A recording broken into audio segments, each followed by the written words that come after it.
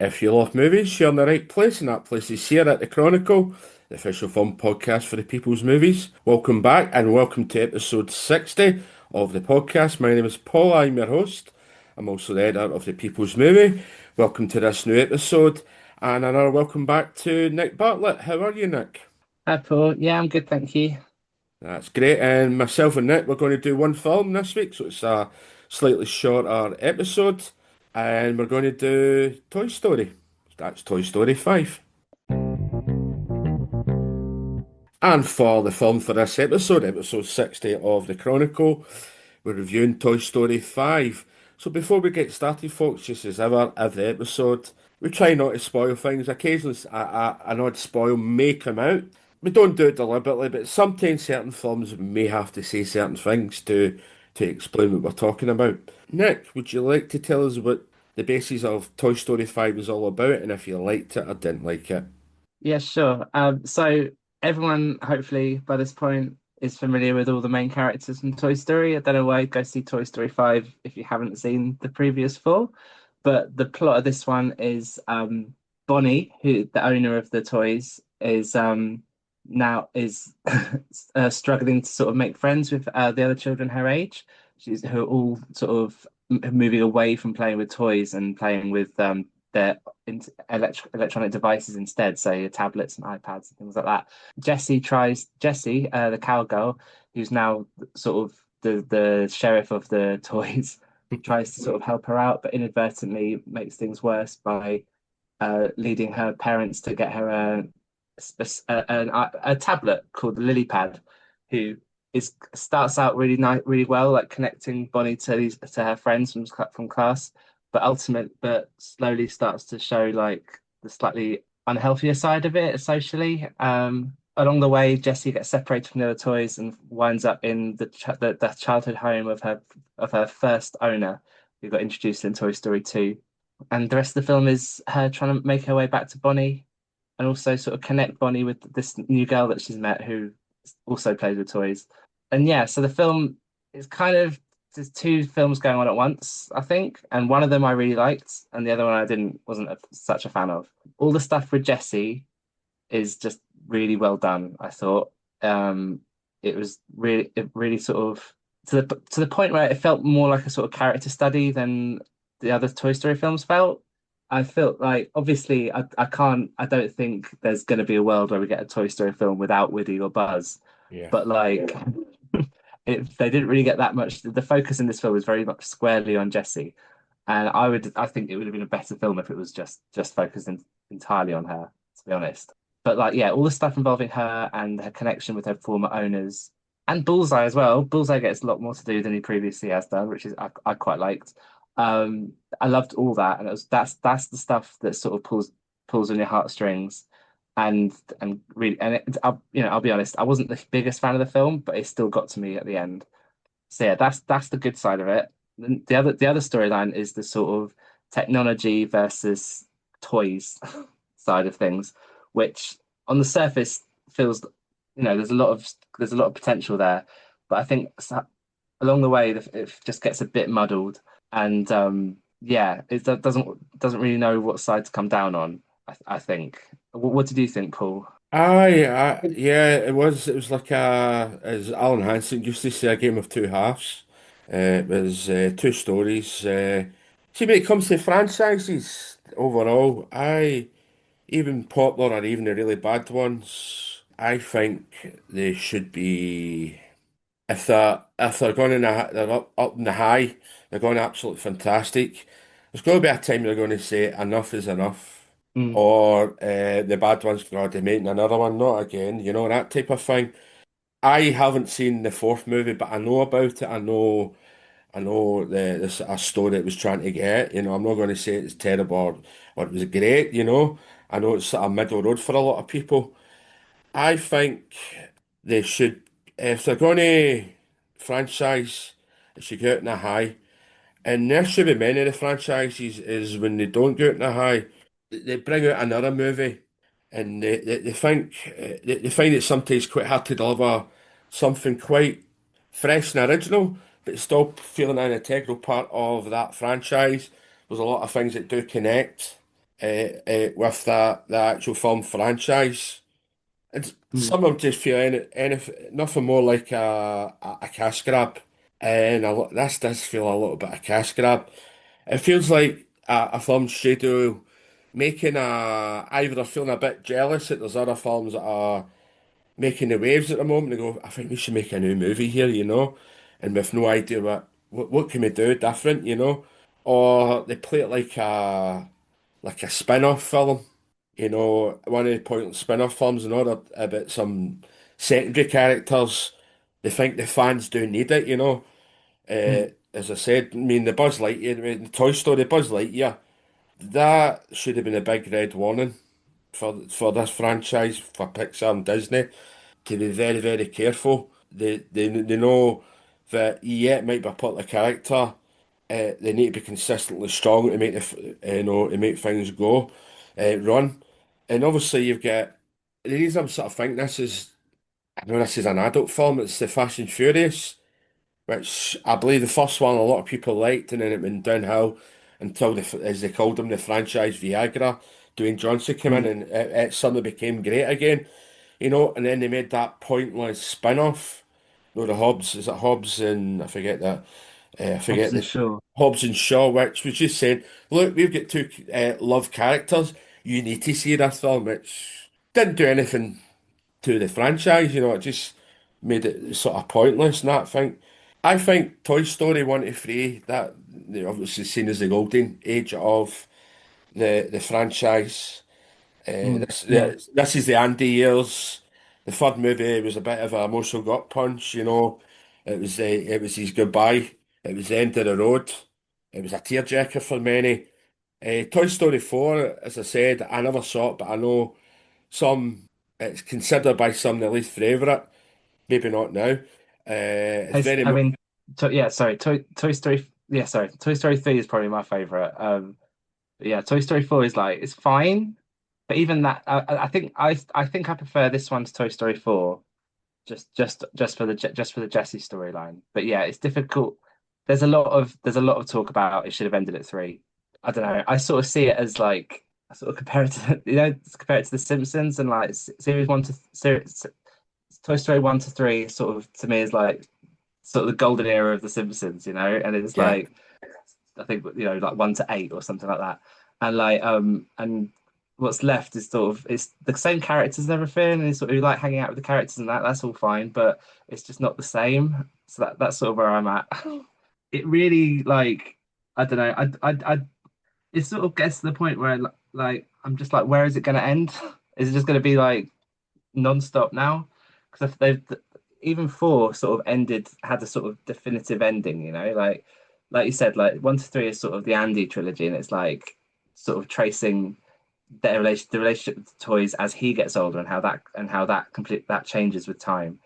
But even and 4 sort of ended with Woody like accepting that he's not gonna be her toy anymore, so not gonna be Bonnie's toy anymore. So that sort of is fine. But like every film sort of ends with toys accepting that the time with their child is sort of finite, and they need to just enjoy the time that they have with them. And it's like they can't just keep learning that every sort of yeah, every film. Yeah, and I just like I don't know. Is it just ultimately just gonna end with them getting thrown in the bin?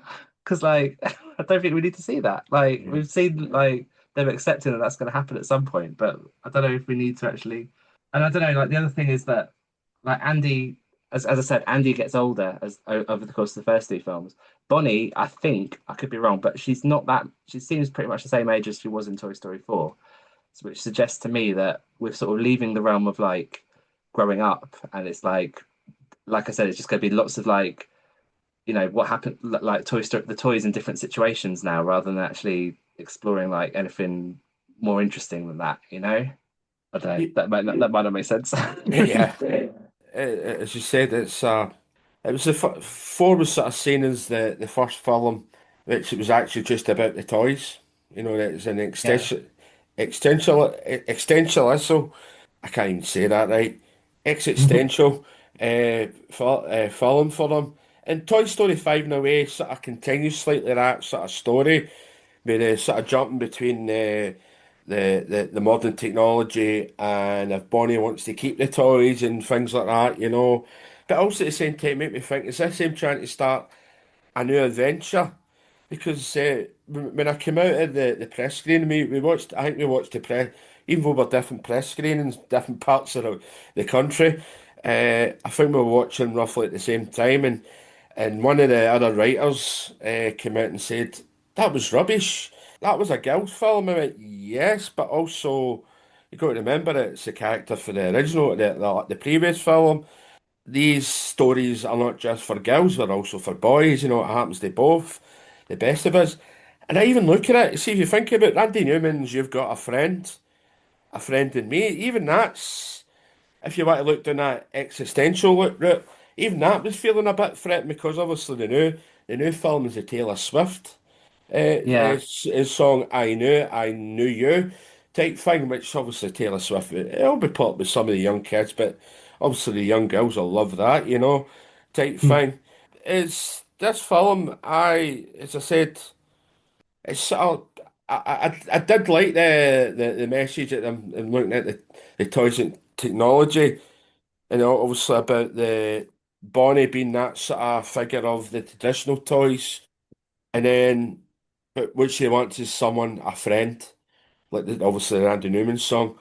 But she has is it the Jordan twins across the road? When Yeah, yeah, yeah. we meet them sort of come out. Are they a big part of the fourth movie, or are they just new characters? Well, you Oh, don't I see think a they're lot. just. I think they're just new for this film.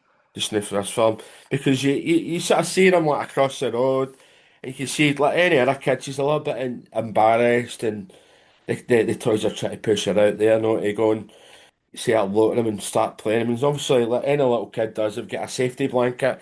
It could be the blanket or it could be a toy. And obviously, Bonnie's got the toy and she said hi, and they sort of turn around and laugh. And that's the biggest thing that you can do to a kid is laugh at them because she had a toy. And obviously, they ran in and it could destroy destroy their confidence, you know, in that. I mean, and Mm. don't get me wrong, the Jordan twins as kids as well, they don't understand what they've done, you know.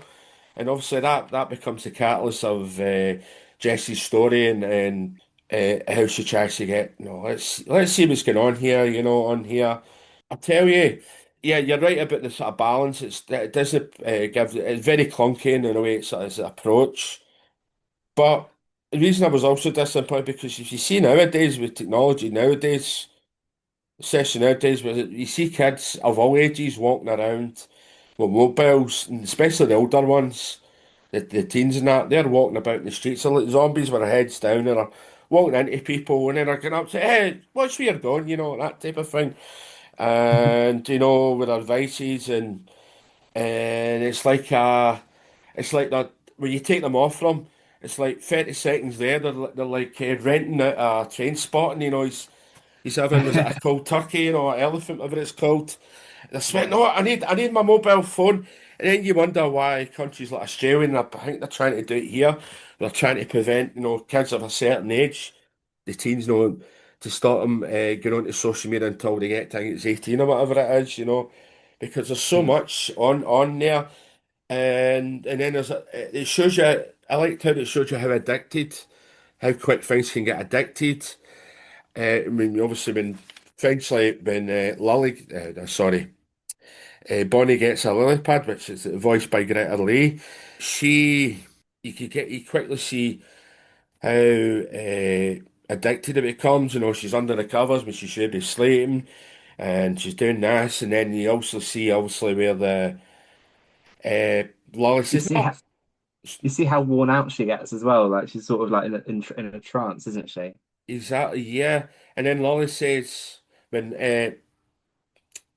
Jessie confronts Lily. Say about friends. She needs friends, blah blah. And Lily says, "I'll get her friends." So obviously, it shows you that the friends that people make on a digital format are not always the same as the friends you make in real life. There's another thing. Obviously, I work at an airport for a very well-known airline.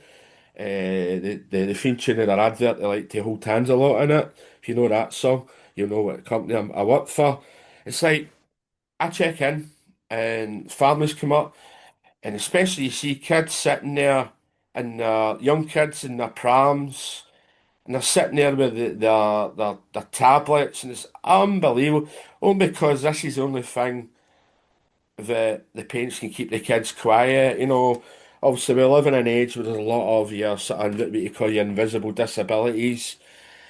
I don't want to be controversial or anything, but sometimes you can't say anything. That no, that's not a disability. Blah blah blah. Yeah, I've did Mm. that job for a long time, and I can see when there's not just kids, adults and kids who generally need the little bit of assistance, and ones that are just taking their it basically. You know, I can see that sort of side of things. It's really, really gone. And the thing is, it's obviously the Toy Story films are loved by the adults and the kids. And it tries to give a sort of a platform of debate, for families is about the balance of your sort of traditional playtime and your digital playtime. But that's up to the adults and the viewer as well to think is what the message they're Yeah, delivering I think is the message that I, they're the correct message. yeah, there were points where I had to sort of remind myself that it's not aimed at me. There's Yeah, certain bits where I'm like there's like some sort of inconsistencies with the film's like internal logic and stuff like that, and I'm like, it's fine, just let it go. But even with that in mind, there's bits that just didn't really work for me. yeah, Like I don't know with the whole message on the sort of with the devices and stuff. I don't know, like I got a bit.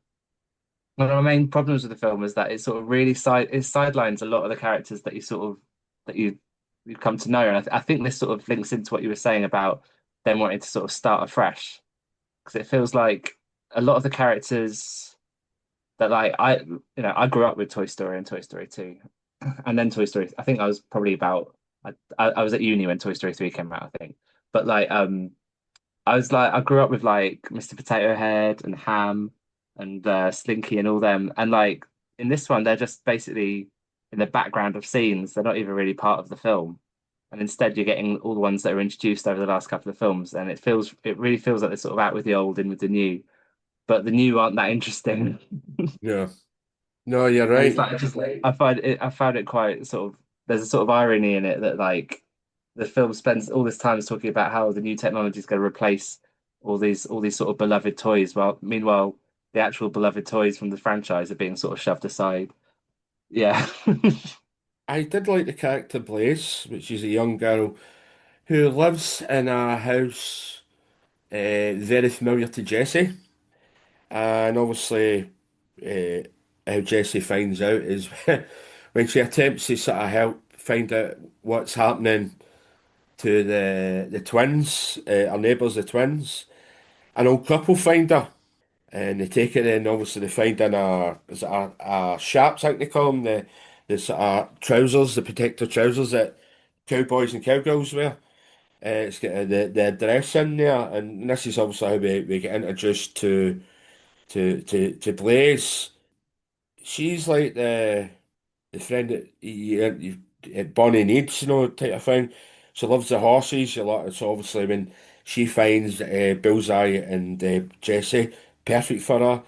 But she also has a laptop. But you get to see how she's sort of got her life balanced, where she appreciates both sides of the thing, and she's like that missing piece of the jigsaw puzzle, that sort of thing. And what I think she gets very underused. The character does get very underused at times where I think she should be more involved. But however, I can see why they used her in this way to sort of show the technology side of things, what they're trying to the point they're trying to get, you know, Yeah.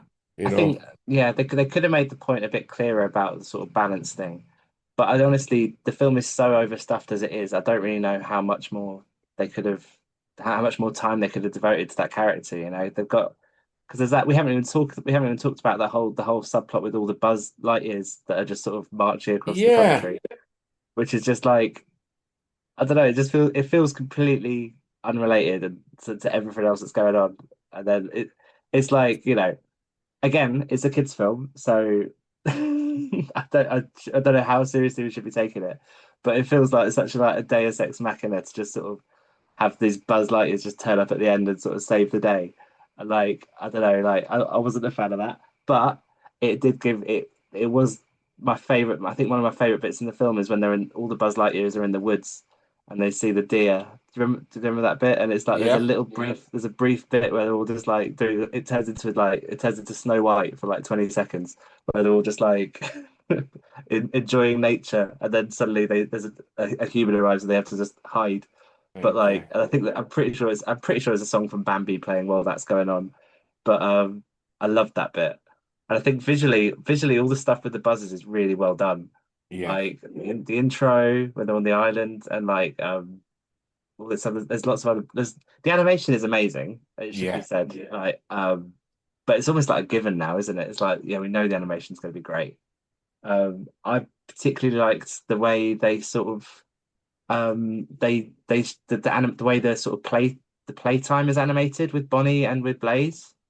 Like it's very stylized compared to what I mean. I know with the Andy films, it sort of evolved, didn't it? So in the first yeah, film, it's just Andy playing with the toys, and then by the time we get to three, it's like a full-on cinematic thing with like with the same story, the same game that he's playing, but it's on this. It's like a big budget action film. Whereas like in this film with the playtime with Bonnie and Blaze, it sort of turns into like I don't know, it felt like the sort of Sony style of animation, like Spider-Man into the Spider-Verse and like yes, Teenage Mutant Ninja Turtles, that sort of thing. You know what I mean? The sort of sketchy sort of I don't know, whatever it is. I really enjoyed it. And it's like she's doing a more sort of spy type, more like espionage stories, which is interesting. But I thought it was a neat way to sort of differentiate this that sort of film from the sort of Andy trilogy. I thought that was quite nice. I liked the bit when they got to the foggy harbour and they're all standing up in the crane and you can so they can look over, Oh, the uh, buzzes, yeah, yeah, yeah. yeah, That was really cool. I it's was, I like mean, I wrote the review for the site for this, and I was like, I said it was like do you remember Small Soldiers, that film? yes, It reminded me of that, and I was like, Pixar doing that. That is something I would go see. yeah, that was Austin Butler, wasn't it? That was his sort of first film, wasn't it? Small Soldiers, am I right? Was it? I Yeah, don't know. I think he was a slightly older boy. It was with the younger boy. Okay, Uh, cool. That's not ringing a bell for me, but I'll take your word for it. Apologies if it isn't. Let me see. Austin Butler, Small Soldiers. I might be wrong. No, I was wrong. Oh, Apologies. okay. You know the one I was thinking of, and I really apologise. But I don't know why, because they're 8 years of difference when they made them. It's Aliens in the Attic. That was the Oh, one he right. was in. Okay. Yeah, yeah, yeah. That was the one. It's very, very similar sort of thing, with the sort of setup the thing. Yeah, I was thinking it was like the Tokyo TV tower. I mean, you see the lightning and that. I know they've great how they do the fog and how when the security guard finds Yeah, him. I'm not cleaning that up. Yeah, I'm not cleaning that up, and it was they all fell there, and it's like every time they're going somewhere, if any human passes, they're all doing that. They're all lying down because no one picks them up or just throws them to the side type Mm, thing. Right, so I was sort of thinking, so Jessie, I liked how it was Jessie the cowgirl. Obviously, she's been in the franchises for Toy Story 2, and obviously she's part of Woody's sort of roundup gang. And it was I liked how it sort of to gain her a chance to show her. We sort of followed how she evolved in the other films, and it was sort of great to sort of see how she gets centre stage in the sort of spotlight, and it shows her sort of emotional baggage and trauma. We see a wee bit at the beginning of the yeah, film, and obviously the trauma of her being a modern toy and being a toy in sort of modern daytime and that, and it sort of leaves it open, obviously, potentially for the franchise to grow a bit if they want that. Sort of laugh wise, I loved how right at the beginning when we do see some of the gang, you see Rex going saying, "Oh no, I'm caught in another extinction level danger," when Yeah. when they start to realise how things were going downhill, you know. And I wrote it in the trailer when I did the last post trailer. It was get Woody a marker, brown Yeah. marker, Yeah. because he's baldy again, you know. And that's and I also liked it. They kept Buzz and Woody more to the background as well to give Jessie the chance, Jessie you was. know. Yeah. You I know, Yeah, I thought there was I thought generally it wasn't as funny as the previous ones. I thought like there's a couple of good moments, like the marker the bit you said. I liked the bit. I liked everything everything involving Woody's new look. I thought was very funny. The fact that everyone refers to him as like an old man toy. I thought that was yeah, really funny. yeah, And I really enjoyed there's like a cameo from Alan Cumming at one point that was like really unexpected, and I enjoyed that as well. Um, and I think there's a lot of comedy with like Buzz, and there's a lot of sort of non-verbal reactions that he does that are really funny, especially towards the end. Um, but generally speak, I didn't think the dialogue was that great. I thought like there's a lot of sort of rehashed jokes from previous films. Like there's a whole thing about I think it's one of the few lines that Ham gets in the whole film is when he sees what's going down, he's like, "Oh well, I'm the back of the cabinet or something," and it's like yeah, I think in like is it in three? I think in Toy Story 3 he says something like, "Okay, let's see what we're going for on eBay," and it's like that's a much better joke, but it's the same one, you know. yeah, And I clocked a couple of times. There's that same pattern of joke where it's like, or not even it's not even a joke. It's just a sort of way to sort of get the plot moving. But there's a bit where Buzz and Woody are arguing about who's in charge, and then because they're trying to work out how to tackle the lily pad, and then someone's like, "I'm in charge," and Woody's like, "Charge, charge! We need to stop her from charging." And that happens at least once more, and it's like it just seems so lazy. Like once fine, it could be funny, but like they return to that sort of structure, that sort of dialogue thing for like at least one other time, and it's just really irritating. I don't like seeing how the sausage is made, Paul. yeah. Uh, Conan O'Brien's he's smarty pants. He has a few sort of cheeky little liners, one-liners, you know, and they're a little bit naughty because he's a potty trainer helper. That gives you an idea what he was what he was going for. So let's round up. What's your final thoughts and what rating would you give it? I'd give it a 3 stars out of 5. Mainly because it's objectively a good film for kids for like kids. I think there's a decent message in it. As far as a Pixar film, it's definitely towards the bottom, I would say. It's like all the stuff involving Jessie is brilliant. I think Joan Cusack. I mean, I feel like I haven't seen Joan Cusack in a film for so long now, but she's there and she's brilliant. Really sort of hits all the emotional beats without feeling like a retread of her sort of arc from Toy Story 2. You know, the whole When She Loved Me, that song, which is still Yeah, devastating. Yeah. Like when I heard the Taylor Swift song, I was worried that this was going to be like just that that song just like spread over the course of the whole film. But there's a lot more nuance to it. It doesn't go for the it doesn't take the most obvious route with her, and I thought that was really interesting and worth to me that makes it feel more than a cash grab. You know, I think it's there is heart to it. The problem is I just don't see direct where it's going now. It just feels everything feels a bit tired and a bit stale. Like poor Woody and Buzz, you can sort of hear how old they are with their vocals. And yeah, I just feel like it's tired. It's a boring thing to say at this point because everyone's saying it, but I think it should have ended with three, and it's like I don't really see the point of keeping it going anymore, you know? right. I'm 3 stars as well. I was sort of going between three and a half. They're going about the gang is back. You know, the gang is back. Even some of the new characters and some of the classic characters, they get, as you said, they get very little sort of screen time here. Yeah, it was nice to see a sort of a perspective, you know, on sort of child's play, you know, as in should it be a mixture of the traditional or the technology? It doesn't really apply. the message, what is right and what is wrong, As you said, it's visually gorgeous as well, And I believe, as I said earlier, the technology, I think especially maybe Blaze's hair is where the technology scene especially. It's good to see technology in. But if you're looking for sort of nostalgia in that, living in what they've delivered before, yeah, you'll be delighted with this. You'll like this. It's around 45 minutes, I think. But if you're looking for something just that little different, you might be slightly disappointed, especially as this franchise just repeats what it's done well in the beginning in the previous film. So there you have it, folks. Toy Story 5. You get 3 stars each. That's your lot, folks. That was your episode 60 of the Chronicle.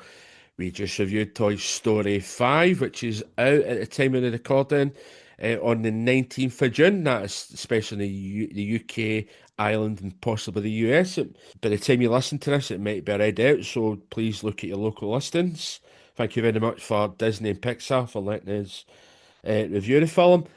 Nick, would you like to tell the listeners where they can find you online and anywhere they can read any of your reviews or work? Yeah, sure.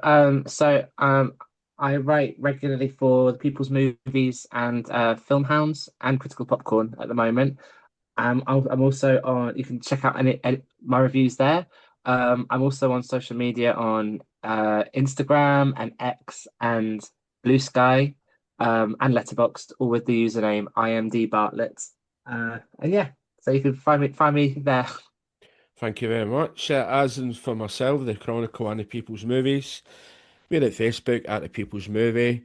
Instagram, we're also there. That's probably our main sort of social media base at the People's Movies. And also our other one's going to be YouTube at the People's Movies.com. You will find episodes of the Chronicle and Chronicle Take Two over there as well. We sometimes post on X or Twitter at the People's Movie. We're also on Patreon. The links you can find over at the website. You can find the Chronicle on many of the popular sites to download your favourite podcast on, such as Apple, Podbean, which is our main base for the podcast, Spotify, Amazon, YouTube, to name a few. Sometimes we will continue the chat over at the Chronicle Take Two. Stay tuned on social media and the People's Movies website to find out the future episodes. How to find them out is sign up for our email newsletter, which you'll find at the website, which, will, as I said, will keep you posted on those future episodes and what we also do at the website. You can show your support also for the Chronicle and the People's Movies by buying me a coffee and PayPal. You'll find the links at the website as well. Do share this podcast on the social media with your friends and family. And if you're listening to this episode on one of those popular podcast websites, please do give us a rating. We are a very small podcast, and by you sharing it, rating it, does help more people find the podcast. Nick, thank you very much for joining us. We'll hopefully see you in a future episode again. Until the next time, folks, enjoy the movies.